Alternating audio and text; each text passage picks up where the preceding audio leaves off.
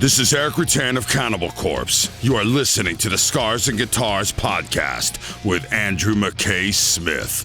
G'day everybody, welcome to the show. This is a very special milestone edition because it features none other than one of the greatest ever, Thomas G. Warrior from Celtic Frost, Hellhammer and Triptykon. But because you've tuned in, of course you know that, so I'm not going to give any detail about the man's history and his importance to the genre because you already bloody well know all that stuff. I know you do. Now, the catalyst for this chat is due to a tour, Triumph of Death, performing the music of Hellhammer throughout August 2024. Tom will be playing shows across Australia. I'll certainly be at that gig in Brisbane at the Back Room. Incidentally, I'll put all of the dates of the shows in the episode description. Hardly any of you listening actually come from Australia, so I won't go through it all here, but it'll be there in case you're local or if you're planning on traveling. Now, what can I tell you about this chat? In my view, this might well be the most comprehensive deep dive into aspects of the great Celtic Frost that really are glossed over by interviewers. Maybe they feel afraid to ask the question, probably. But Tom was ready to go there, and I can't thank him enough for giving me so much of his time, almost an hour. Wow. If you told me he was going to give me an hour before the chat, I wouldn't have believed you. Why would I? There's hardly any interviews out there with him, let's face it, but this one, here it is, almost an hour of conversation about Cold Lake, so many of the demos that have appeared on YouTube, his relationship with Martin Eric Ain, Reed St. Mark, and much, much more.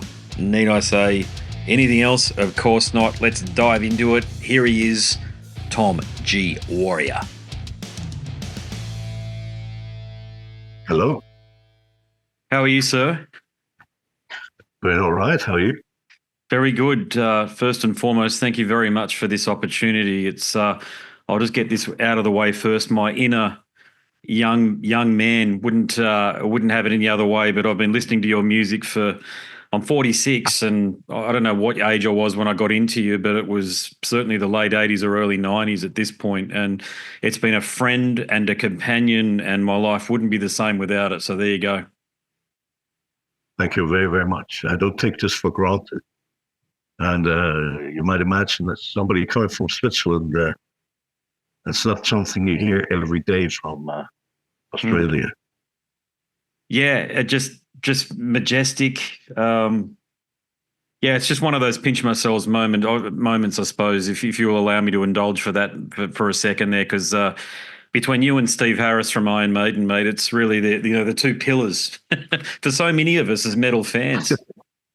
I don't think I belong on that in the same sentence as Steve Harris, to be quite honest, because let's be realistic. But I take the compliment, but I don't think it's applicable to me. Well, yeah, in my opinion, you're very modest. You're very modest, sir. So I'll give you that. The thing is, I'm trying to be realistic, and I'm of course I'm a fan too of so many bands that have shaped my life and that have launched me on this path.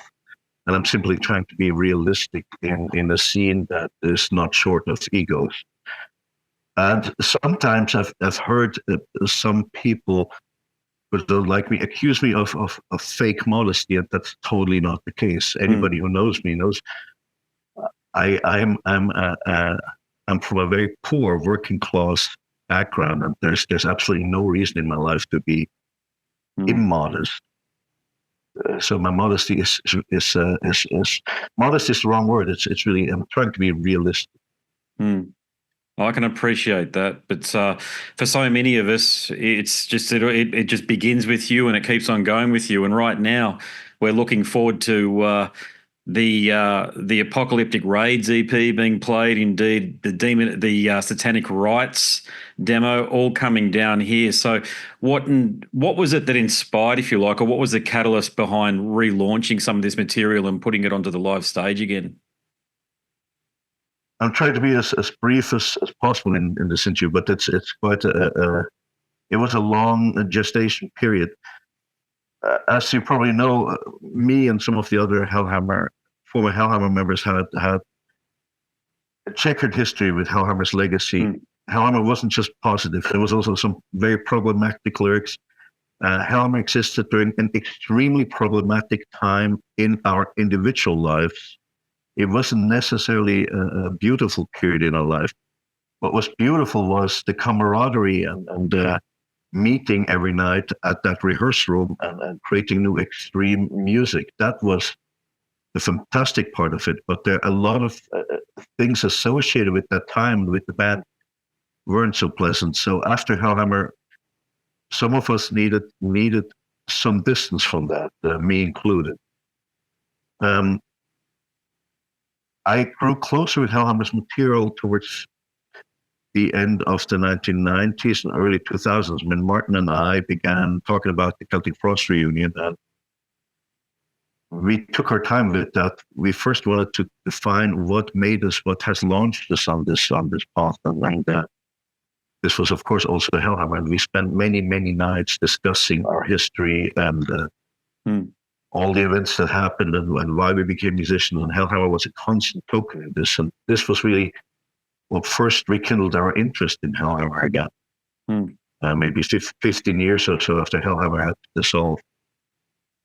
And then when we reunited Celtic Frost, we actually planned on playing some Hellhammer songs in our repertoire. We started practicing some of these in the first half of 2000. The drummer we had at the time couldn't really play these songs the way they should be played, so we eventually abandoned the idea. But we actually spent several rehearsals playing Hellhammer songs, trying to get them into the right shape. So that was basically the first step.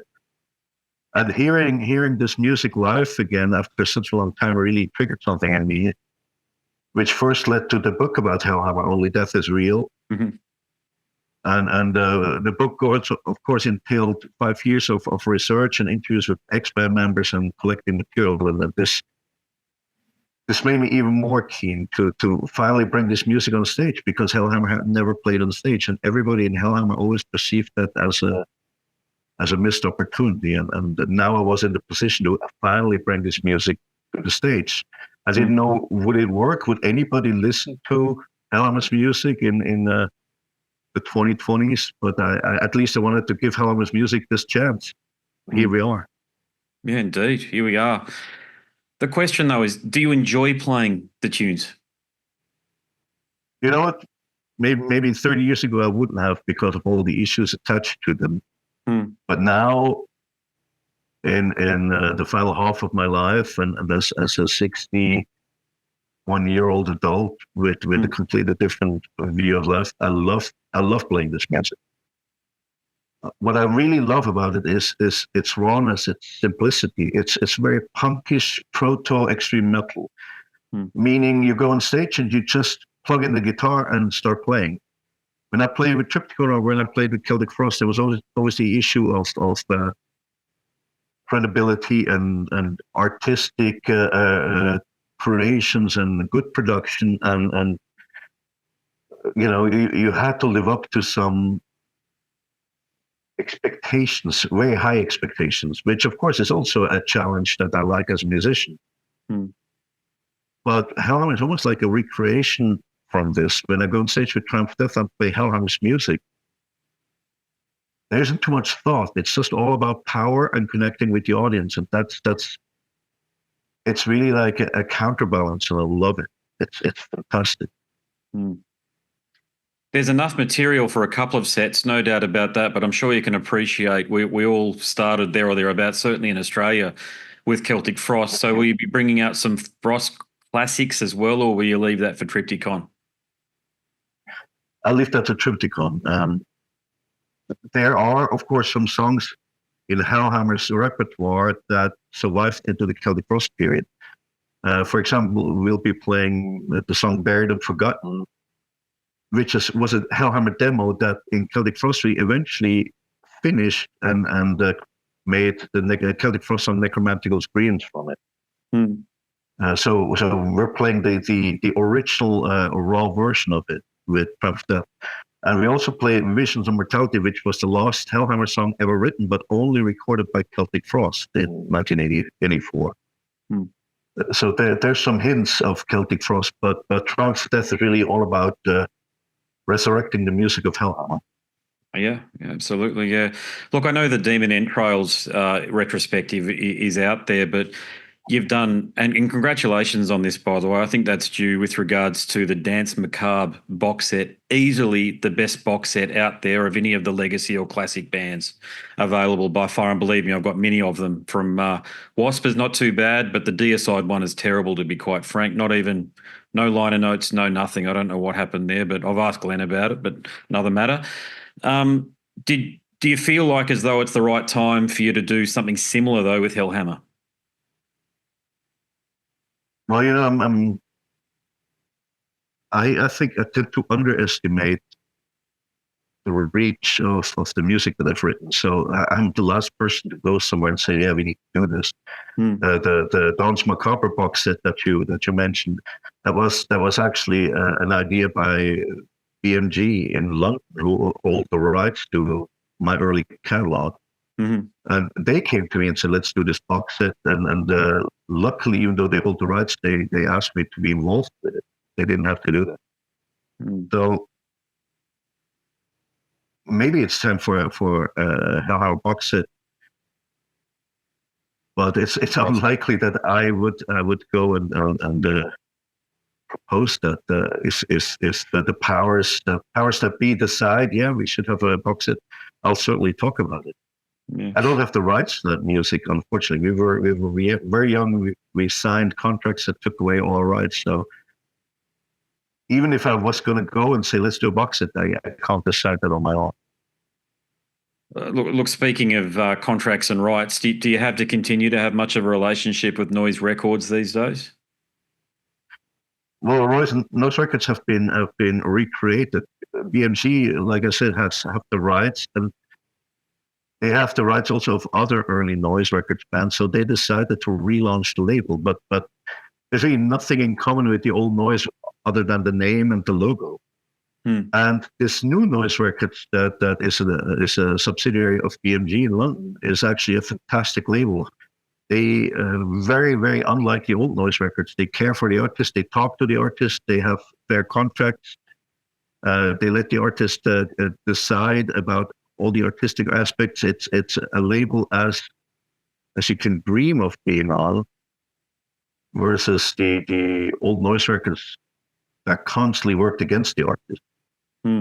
Yeah, I know. There's quite a bit of copy out there about your thoughts on what it was like working with them. They were bastards back in the day. There's no doubt about that, trying to turn you guys into a thrash band and all this stuff. And we loved you for your avant-garde and your left-of-centeredness. And that, look, there is another aspect to your career that I truly love, and it's foundational to my growth as a fan, and that's Cold Lake, okay?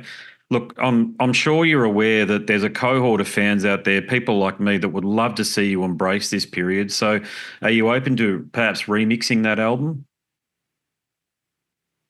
I'm afraid that's impossible, because I destroyed all the materials from that recording session. I destroyed the multi-track tapes when many years ago, not yesterday. We're talking about ages ago. And I destroyed the original master, which could probably get me into trouble because I didn't own it, but I still did it. Yeah. It's funny what 40 years can do, isn't it? When this album came out, it really ruined Celtic Frost's careers, and in my opinion, that was justified. And now, almost 40 years later, everybody comes to me and says it's not a bad album at all, and I'm like, what changed? I didn't do anything. We didn't do a PR campaign or anything like that, and now so many people like the album. I still don't like the album. And I'm trying to be here too. I'm trying to be realistic. It's not just becoming a meme. I actually look at the music. I look at the songwriting. I look at the production. I look at the arrangements. I look at the photos. I look at the lyrics, and I cannot discover the quality that makes Celtic Frost in any of these. So this is just my judgment, looking at it realistically. Of course, I'm glad that some people like it, but I don't think it's a valid Celtic Frost album at all. Yeah, I understand where you're coming from. It's when you're a fan and you don't know anything, especially here in Australia. We didn't have the context that fans in places like the US or Europe had, so we just liked the material because it was you, and didn't know that people were slagging it off. To be quite honest with you, but it's interesting too that it's actually the only time that the band's been visually documented officially. I'm talking about live Hammersmith Odeon, the only Whoa. official live recording by the group. So, do you maybe plan on raiding the vault for live material and releasing some other live material from the earlier period, the halcyon days, if you like? Well, there isn't really anything.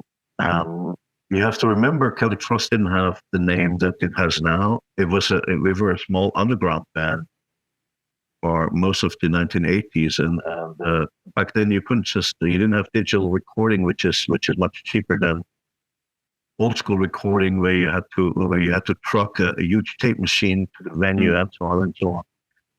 So we didn't have the facilities, we didn't have the funds for recordings, and there's really nothing. What exists is various live recordings from the last tour of Celtic Frost, the reunion tour in 2006, 2007. We played 126 concerts all over the globe, and some of those were recorded. And we had very definite plans to release this, plus many of the unreleased demos from the Monotheist sessions. And then the band fell apart. And a few years ago, I tried to resurrect that project. But some of the former band members of Celtic Frost, especially Martin Eric Ain's brother, who inherited all of Martin Eric Ain's rights in the band, blocked that release for reasons unclear to me. Yeah.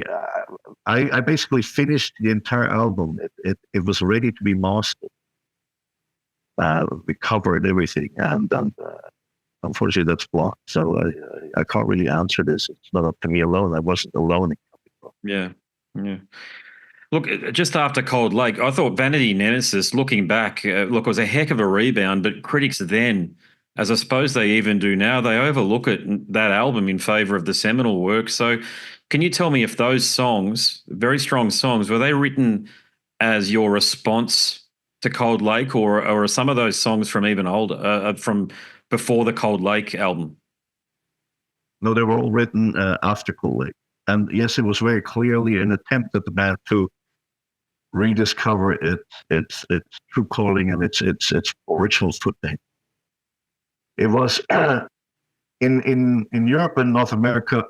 The album got quite favorable reviews at the time, but I think the damage at the time done by Cold Lake was too strong. It's an okay album. It's mediocre, I think. It's certainly better than Cold Lake. Well, look, there's some remarkable material on the Nemesis of Power demo from 1993 that's available on YouTube as well. Will any of those songs, those ones that haven't been officially recorded, do you think you'll ever go back and maybe think about recording them sometime? You should never forget these are demos, which basically means they're unfinished songs. We've tried occasionally to look at one or two of these songs and work on them, but then eventually we abandon them again. Sometimes it clicks, sometimes it just doesn't click. Sometimes you take an idea from a demo or a riff that actually feels good, and then you develop something new from that. But it's really a two-sided thing. If you work on old material like that, sometimes it also feels like it's almost like an admission of defeat. It's like, can't we come up with better material now? Do we have to go to decades old material? It's really a two-sided thing. You feel very strange about that.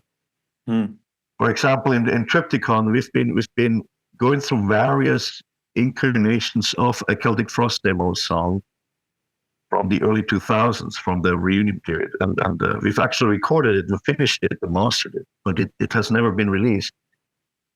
Because on one hand we think it's a very good Celtic Frost song. On the other hand, we think, well, there's a reason why it didn't come out at the time.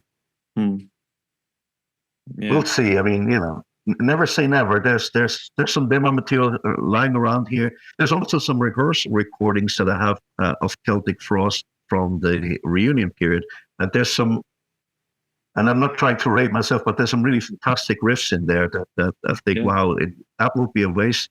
And I'm sure those will resurface. One or two of those will resurface on the next Triptykon album.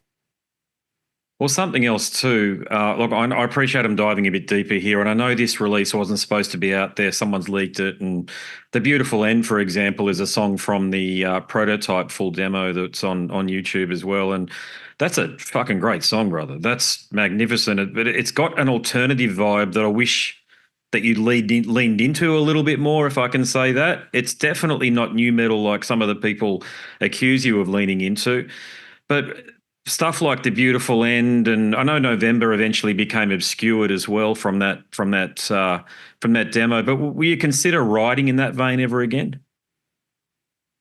I think Celtic Frost and its successor Triptykon were specifically formed to accept no musical limits.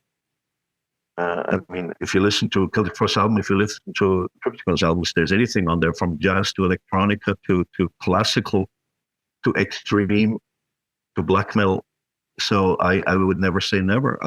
I don't write music. I don't sit down and think I need to write a heavy metal song. I sit down and try to write a good song. I don't care what it is. Whatever inspires me at the time, whatever is inside of me. So if I happen to come up with a good riff or a good song idea that you would label alternative, yeah, of course I would do it. Why not? And as for, I know exactly what you mean with people accusing us of new metal and stuff. I always have to laugh about that. Of course, we were never new metal, and there was a lot of mediocre material during the new metal period, but there was also some good new metal bands. But the thing is, I was in a band that used industrial elements and electronic elements already in the 1980s. So yeah, I don't think it's far-fetched to say that Celtic Frost would have been allowed to also dabble in new metal had we chosen to do so, but we certainly didn't. Well, they just haven't heard Apollyon Sun either, or they don't know it's out there or something if they think it's something new. Well, that's the thing, I really wanted to try something different, something more electronic, and that's why we formed Apollyon Sun at the time. I didn't want to make a travesty out of Celtic Frost and do this with Celtic Frost. I knew exactly what Celtic Frost should sound like and what it shouldn't sound like, and that's exactly why we did Apollyon Sun. Monotheist is the ultimate comeback album. Okay, it's real, raw, but most importantly, it's brutal. Okay. You never had a problem crafting heavy riffs. You practically, forgive me here, I know we've talked about this up top, but you practically invented this type of music. But you decided to tune it to C or B on that one there. So what was the decision making, or what was the discussion between you and Martin and the other collaborators around tuning it that low, that album? Well, in late summer 2001, Martin and I met at the restaurant that at the time he was running in Surrey. And I had come freshly from seeing 3 concerts of the Roxy Music comeback tour all across Europe. I traveled to various locations in Europe to see Roxy Music, which was one of my main influences. I'm talking about the original Roxy Music, the experimental Roxy Music, not the 1980s charts Roxy Music, the band with Brian Eno. And when they came back, I wanted to see them really badly. And I sat there watching Roxy Music and thinking, if they can do such a phenomenal comeback and play these songs absolutely authentically here right in front of me, I think Celtic Frost can do that too. So we had a dinner, Martin and I explained to him all of this. And there have been various points before where we talked about the possible reunion. But it was just the right time, and Martin and I totally clicked about this. And the only stipulation, and this is the answer to your question, the only stipulation we made to ourselves at that evening was, let's not repeat past mistakes. Let's make an album that is really Celtic Frost. Meaning it has to be part traditional Celtic Frost, but it also has to be part experimental. And we said we're not going to put the time limit on this. It takes as long as it takes, but it has to be a good album. So we worked for 5 more than 5 years on this comeback album. We wrote 1 million songs, of which we discarded 1 million until we felt, okay, now we had an album that is worthy of the name Celtic Frost. We didn't want to repeat the Cold Lake disaster. We wanted to do really an album that we could say, yes, it is Celtic Frost, no question about it. Ground is magnificent. Is there a special story behind that track? Which one? Ground? Ground was written around the time of my divorce after 16 years of marriage to a woman I still adore. Which means the divorce was very difficult for me. I became extremely emotional when I sat in the divorce court because I didn't really want to get divorced, but some circumstances of her lifestyle made it impossible for me to continue with this marriage, even though I wanted to stay with this woman for the rest of my life. And I felt extremely desolate, devastated, desolate. And I put a lot of these feelings into the song Ground and into the song Drowned in Acid. Yeah, they're like part 1 and 2, aren't they? Yeah, one of them is probably more of the aggressive side, and the other one is more of the sad side, yeah. First time I heard Ground, it just put shivers up my spine. There's only one man that could have written that song, and I'm heaping on the praise, but I just remember how I felt when I first heard it. I thought there's only one person who could have written that, and that's you. So there you go. Requiem, live at Roadburn 2019. Sappa Haragi offered one of the most important and powerful performances that I've ever seen anybody do in collaboration with you, or inspiring. And I have had a conversation with her, albeit over email, about the whole thing.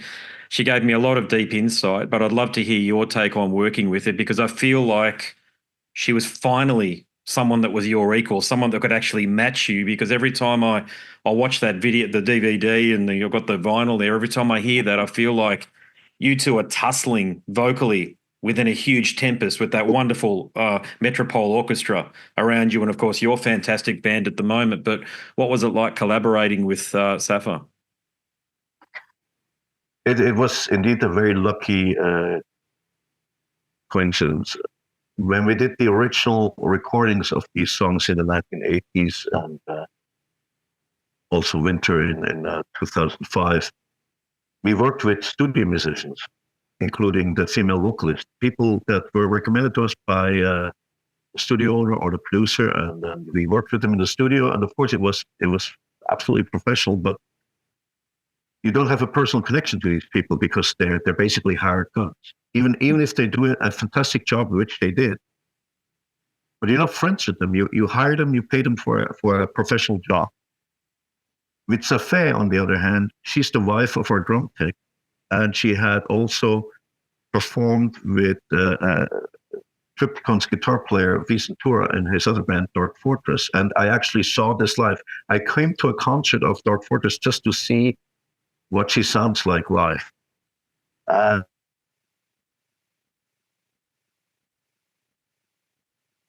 When we started rehearsing the Requiem in Zurich, her husband, our drum tech, also came and attended the rehearsal. The whole thing became like a family affair, which is, of course, ideal because you start connecting not just for the few minutes of the music, but you have a much deeper connection and you start to know each other's emotions a little bit, which is, of course, ideal. Then the song begins to live, and we actually managed to translate that onto the stage when we performed the Requiem, which of course was a very high pressure production.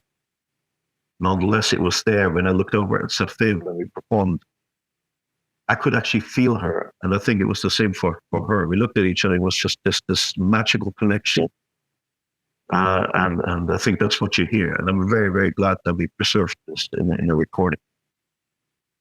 Agreed. I'll just do a time check. Have you got another interview in a minute's time? No. Okay, fantastic. In half an hour's time. All right. So, look, I've read enough interviews with you and enough. I used to buy Guitar World and Guitar for the Practicing Musician back in the day, and you were one of the few extreme musicians who used to feature amongst their pages. I'm sure you remember, but I remember them talking about you used Ibanez Iceman guitars, okay, an Ibanez Tube Screamer, and the Boss PW1 Rockawar for solos. How important do you think that combination was for you in developing your sound? It was crucial. I spent a good part of Hellhammer's existence searching for my sound. I was extremely inexperienced and I didn't know all the equipment that existed.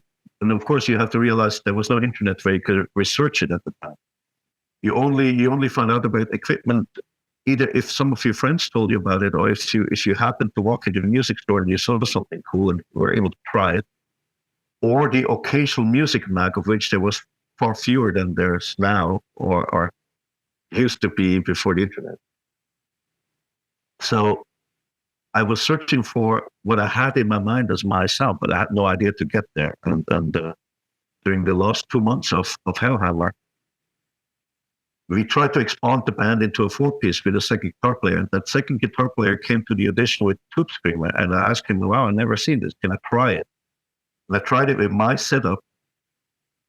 And when I plugged in this Tube Screamer, my setup out of the blue became a wall of sound, exactly what I had always been looking for.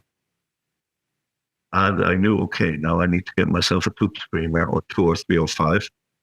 And that's what happened. And so this it's a Hellhammer legacy that I still am playing exactly the same setup. Right now, next to me is a Marshall at my home with the same setup that I had in Hellhammer. It's extremely crucial setup. Having said that, I noticed that from people who talk to me or people come to our rehearsal room and they want to play through my rig, people tend to massively underestimate what the person who's playing the instrument, what influence they have on the sound. I have people come to our rehearsals all the time and say, can I try your guitar? And they play it through my setup, exactly one to one, the same thing. And it doesn't sound like me. So I tend to think it's 50-50. 50% is the equipment that you use and 50% is the approach that you have. I play my guitar very wildly. I'm the old school guitar player. I grew up during the 1970s when bands were slashing the guitars on stage, and this is what shaped me. I know nowadays people play very expensive instruments and they caress them very carefully, which is of course also legitimate, but it's not the way I play. And my very forceful approach is a huge part of why my sound is my sound. Have you still got the JCM 800s, the 100 watt heads of your amps? Absolutely. Have you still got them? Yeah, there you go. Absolutely. Wow. It's probably my 10th JCM 800 next to me. Absolutely. Amazing. Yeah.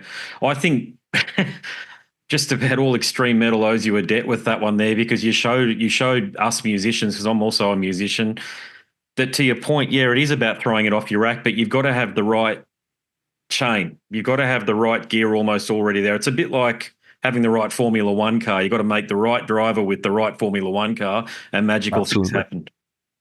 Yeah. Absolutely. Look, here's the thing. I don't want to sound like a dinosaur. When I go to the studio with Triptykon, we're using the latest computer equipment to record.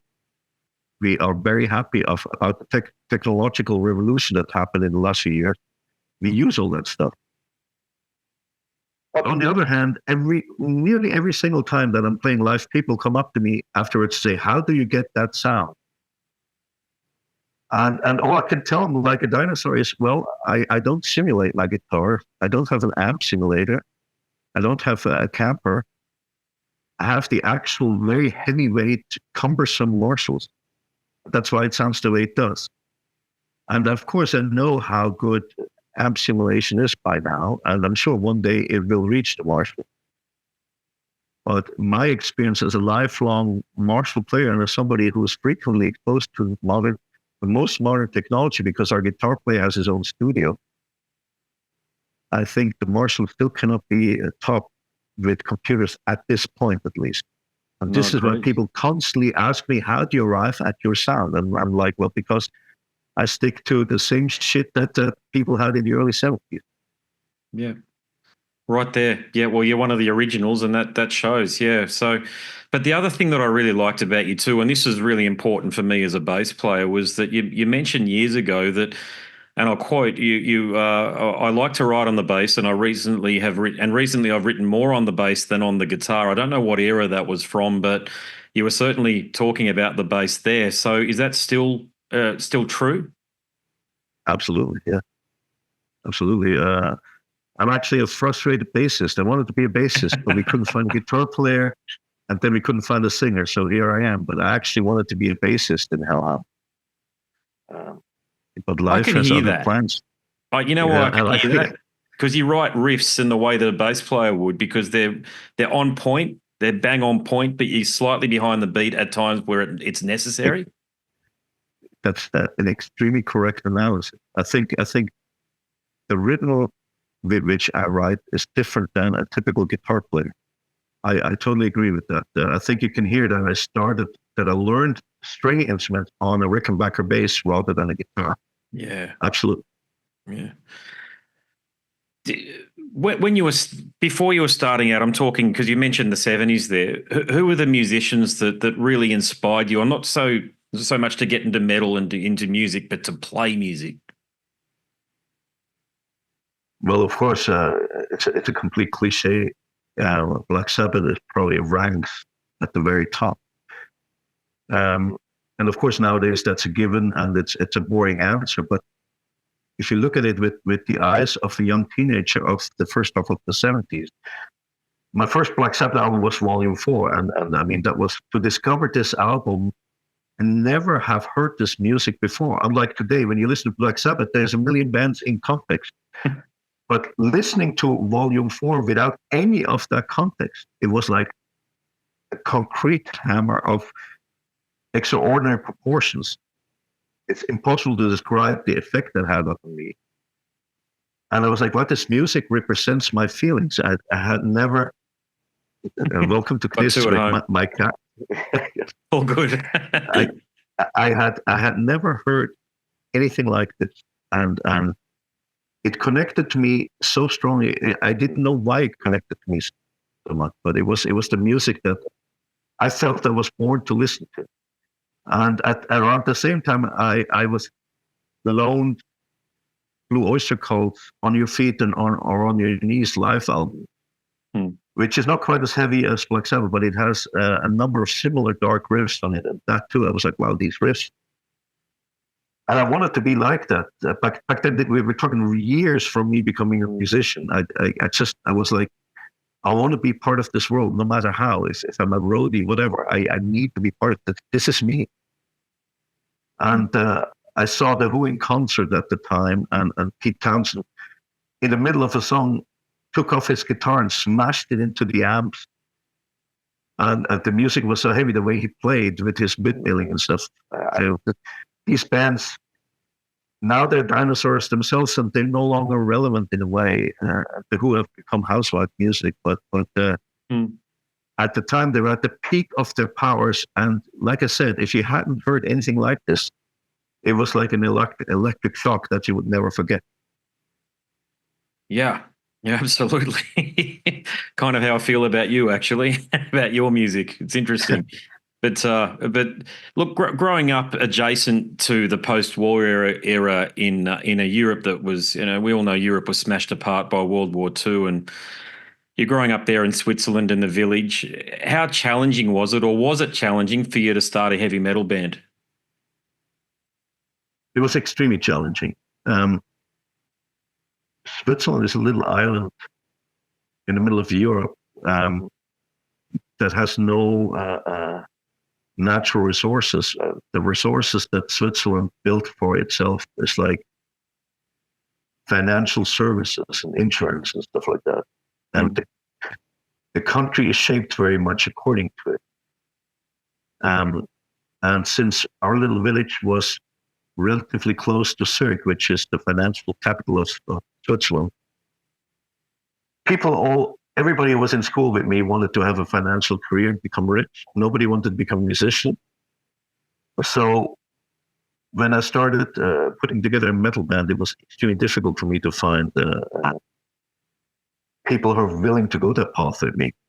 Nobody was interested in dressing in leather and spending their time in a vet rehearsal room stinking from mildew.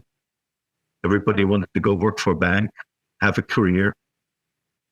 And then we became more extreme after discovering the new wave British heavy metal, after discovering Venom, Motorhead, Discharge, which made the pool of possible musicians even smaller, because the ones who wanted to play metal, they wanted to sound like the Swiss Bank Crocus and not like Discharge. So it was extremely difficult. And as I describe in my second book, at times it literally threatened the existence of the band, because you couldn't find musicians for months sometimes, and the band just lingered. It was very, very difficult. And actually, it still is to find an unusual musician in Switzerland is still very difficult for pretty much the same reason. Yeah. Well, you had to go abroad to find Reed, didn't you? Was that because you couldn't find someone in Switzerland, or did you just feel like going international at that point? Well, of course, the American metal wave at the time had taken over. And by the time Reed joined us, America was where it was happening. But that wasn't really the reason. It was really, like you said, we really couldn't find a drummer in Switzerland to match what we intended to play. A drummer who was up there with the likes of Exodus and so on. I mean, we were at that stage. We wanted to play that kind of music. We had already recorded such music, and we needed a drummer to be able to play this. And no, we couldn't find anybody in Switzerland, unfortunately. When you saw those enormous sticks Reed was using, did you try to talk him out of it to get him to use regular size sticks? No, we actually talked him into even bigger sticks. No, you have to understand, Celtic Frost knew no limits. Of course, some of it is very silly because we were very young and we didn't realize. Some of it is very cold. But whatever happened in Celtic Frost, we always had more of it. For better or for worse. And Reed came one day with promotional sticks that he had seen at the drum store. They had them in the window. They were basically for promotion. They were much larger. And he said, I'm going to buy these. I'm going to play on these with these. And the owner of the store was like, you can't. And Reed did. And then he discovered even bigger promotional sticks somewhere else and told us about it. And we said, look, go buy them. We need to have those on stage. So no, we encouraged all of this. I don't need to tell you how much the fans would appreciate a reunion between you and Reed, but I know you've tried as well, by the way, but is that likely to happen any time again in the future? You know what? It's something I think about every single day. Reed is still one of my closest friends, and we are still in contact, and we have talked about it. And Reed would have been part of the Celtic Frost Union in the 2000s, but Martin didn't like the idea for some reason. I never really found out why Martin didn't want Reed to be part of it, because I actually flew to New York to ask Reed to be part of it, and Reed said he would be. But Martin opposed it and brought in his own friend, Franco Sesa, which of course eventually wrote the band. Yeah. I respect Martin's choices, which is why it happened. Celtic Frost wasn't a dictatorship. But now in hindsight, maybe we should have done it with Reed. And I frequently talk with Reed about him flying to Zurich. He still lives in North America. I talked to him about flying to Zurich and us doing a session to see where we stand musically with our capabilities, and see if it's possible to do maybe a Martin Ain tribute show or two somewhere. Not to reform Celtic Frost, of course, which is impossible, but to ask other ex-Celtic Frost members to come and put together a lineup of people who all were in Celtic Frost, play Celtic Frost songs in honor of Martin, maybe for 2 shows or something like that. We have talked about this, and I'm sure we're going to try to do it. I don't know. I can't really comment on Reed's playing proficiency because I'm constantly on stage and he isn't, so I don't know, and it remains to be seen. He says he can do it, so let's see. If he can do it, I'm sure it's going to happen. Yeah, well, fingers crossed on that one as well. I hope I'm not overstepping the mark by asking this question here, but do you think that do you think you and Martin would have been mates if you didn't have the musical connection you had? In other words, do you think you would have been friends anyway? No, because the music was the core of our friendship. We were quite different people, which was, of course, good for Celtic Frost. What united us always was the love for music and also the openness to listen to not just to heavy metal, but to new wave and all kinds of things. We bonded over bands like Bauhaus and Susie and the Banshees and Sister Mercy at the time. Just at the same intensity as we bonded over bands like Witchfind and Tigers of Panthère. And we remained friends until Martin's death. But the leading thing through this friendship for all these years was the music. I think privately we were probably too different to if there hadn't been any music, I don't think we would have had a common bond. It was really the music that joined us. But it was a lasting bond. I'm very happy about it. A very fruitful bond, yeah. It's one that'll transcend history. I can tell you that as a fan, no doubt. What about what aspect? Well, what's been the greatest challenge you've had to overcome, you think, when you look back? Jesus, there were so many. There were many significant challenges. I think the biggest challenge in every band's life, and certainly in our pop, was people not believing in us. People not believing that this was going to lead to anywhere, that it was valid. Starting with Swiss musicians who didn't want to join because they thought it was just noise. Then going to record companies to whom we send our demos, and they thought it wouldn't sell anything. Then finally signing a deal, and the label, even though they signed us, not believing in us, and so on. This having to prove constantly that your music is valid and that it can go somewhere. That was the biggest challenge. And of course, a lot of people dropped out. A lot of people didn't have the stamina that Martin and I had. I was always confronted with musicians that had a really big mouth and said, "Yeah, I want that too, and I'm prepared to go the mile." And then they did. And Martin and I were really the only ones who were prepared to do it, in spite of all the adversity. Are you satisfied with Monotheist as the final word in yours and Martin's partnership? As a record, I'm absolutely satisfied with it, yes. I'm dissatisfied with the fact that it's the last Celtic Frost album. I wanted to make many more with Martin. And initially so did Martin, but towards the end of the Monotheist tour, he said he's had enough. That his life in Zurich as the manager of various clubs and restaurants and bars was much easier. He literally told me, I have to appear at one meeting per week and the money flows into my account. That was his words. And I understood that, of course. And of course, it's a comfortable life. And he wasn't in an equal shape that I was physically. I understood all of that. And of course, it was his choice. But it really disappointed me because we had opened a whole new Pandora's box as far as his songwriting was concerned. He had finally gained the confidence to write full songs by the time we did Monotheist. And I really wanted to exploit that. But it wasn't to be, and it led to the end of the band. Unfortunately, we remained friends. And Martin often said we will write music together again after I left Celtic Frost, but of course it never happened because what would we do outside of Celtic Frost? So I'm very sad that it's the last Celtic Frost album, and that I have to do the next few Celtic Frost albums with a different name. But I'm very, very proud of Monotheist. It's exactly the album we wanted to make. And as an album, yes, I'm happy with it. I'm proud of it, yeah.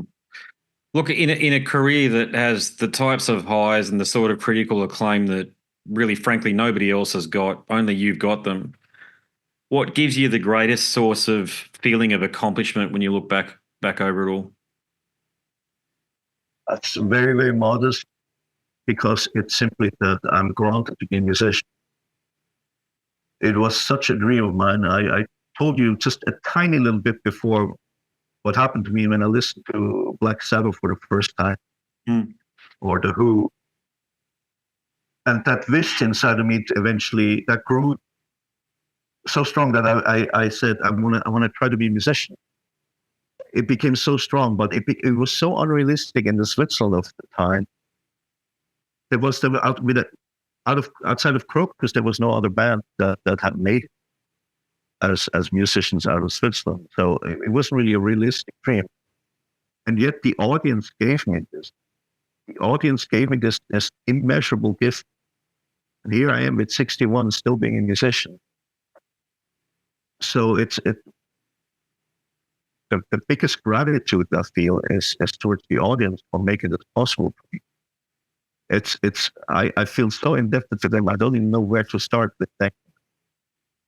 If you knew how much this wish was burning inside of me as a teenager, and I was against all odds, I was granted this wish by people listening to our music. I owe them everything.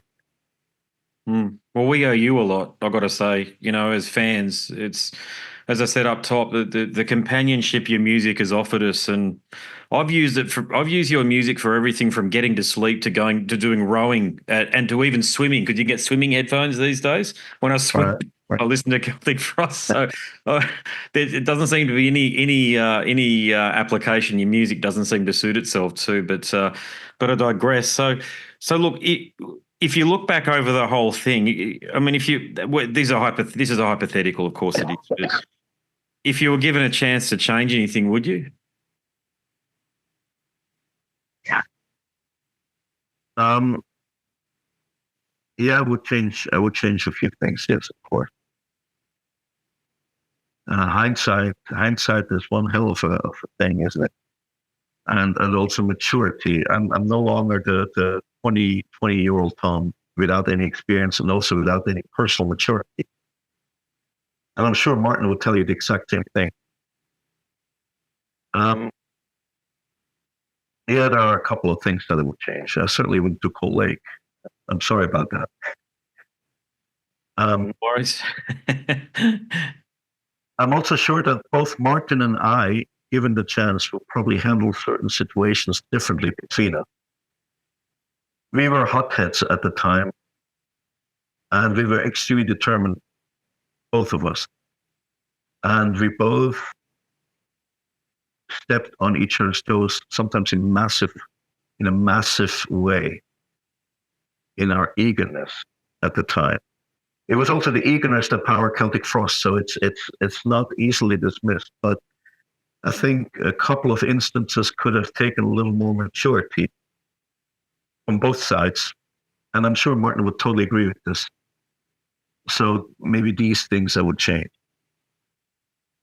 I'll make this my final question for you then. So after a career that you've had, it's not about achieving things in the future. I think it's more of a question of what do you hope the future holds? That's a very, very difficult question. Looking at the earth, and I think I'm a quite informed person. Ever since I was a child, I was fascinated by history and politics and so on and so on. And I'm also a very open person. I really want information, and I want to build my own opinion about it. But I want facts. I don't want conspiracies and so on. I thrive on facts. And looking at the world the way it is right now, I find it very difficult to muster any hope. I tend to see a human race that hasn't learned much in 15,000 years of what they call becoming civilized. I don't see much civilization in it. We're still killing each other over ludicrous ideas. We still haven't found unity, even though there's more of us than ever before on this planet. We still destroy this very planet that we live on. We still obliterate all the other living beings on this planet that have been here far longer than we have. Which makes me think we haven't learned a thing, even though we call us the peak of the pyramid. I wish I could give you a better answer, but hope, I don't see much of it at this moment. I wish I did. Yeah. Do you believe in God or a God? No. No, I was really into fairy tales until I was maybe 8. But I'm 61 now. I'm hearing you. Yeah. Well, Tom, it's a milestone for me personally. Just thank you again for doing what you've done. I've said this a lot to people like in your position, but I say it to you personally from me. You know, it's your music has just been a companion in some pretty dark moments for me as well. When I was a young fella, I went through a boarding school and, you know, was institutionalized effectively, and then I came out. And yours was a companion through some moments where I was trying to make sense of the world. It was really a soundtrack of me emerging into the person that I am now. And I'm sure, as I say, I know you hear this from lots of people when meet and greets and during interviews and stuff. But just to have this opportunity with you to share that with you is really important to me personally. So thank you very much for that. Well, I have to thank you, and not to jump to quick conclusions, but I think given the circumstances of my own youth, I actually might understand what you just said. And I think my music comes from the same place that you're perceiving it or perceived it when you were young in your situation. And maybe that's why I connected. I reckon so. Yeah, I've heard similar things before, but you know, it never becomes normal. Like I said before, I was granted something very, very big, and I never ever take it for granted, and I never become complacent about it. Well, long may you stick around and create glorious, almighty, riff-driven music. It's fantastic to listen to after all of these years. It's, you know, I'll keep on listening, and I just look forward to all the mini releases, and I'll certainly be there at the back room in Brisbane to watch your stellar performance of so many Hellhammer classics. Well, absolutely. Well, hopefully we'll have a chat when you're there. Absolutely. Yeah, no, I'd love to catch up. So that'd be wonderful. And just thanks so much again for this opportunity. Much appreciated. Well, I'm as grateful for this interview. Thank you very, very much. Well, there you have it, a chat with the great one, Tom G. Warrior, Celtic Frost, Hellhammer, and Triptykon. Can't wait for those shows. Check gig guides, but I'll make it easier, and I've put the dates and links to tickets in the episode description. Be there if you're an Aussie and you're into extreme metal. There's none better than Tom G. Warrior. All right, if you enjoyed that chat, go across to scarsandguitars.com and you'll find many more that await members of Testament, Death, Megadeth, Morbid Angel, Obituary. I could go on. You get the drift. I think at this point, this show is... It's no boast to say that I have more interviews out there than almost anybody. There's almost 1,000 at this point, and many of them are with members of prominent bands and bands that have made an impact on the underground. So if you love your extreme metal interviews, I'm pretty much your one-stop shop. I'm trying to get through all of the legends, as many as I possibly can. Okay, so there's a heap more to go, no doubt. King Diamond comes to mind straight away. Alex Webster from Cannibal Corpse. I'm sure that will happen at some point, but I've just got to think about all the people that I've already had a conversation with. Eric Rutan, for example, the great Eric Rutan from Morbid Angel and recently Cannibal Corpse does the show introduction. So as I say, if you love your conversations, your interviews, I make the point of saying conversation because I try not to conduct interviews. They're a two-way. They're a safe space for any topic to come up, from social and current affairs to politics to, of course, music. It's all on the table. All right, that's it from me. My name is Andrew Mackay Smith, and I'm the host of the show, Scars and Guitars. Until the next one, it's a goodbye for now.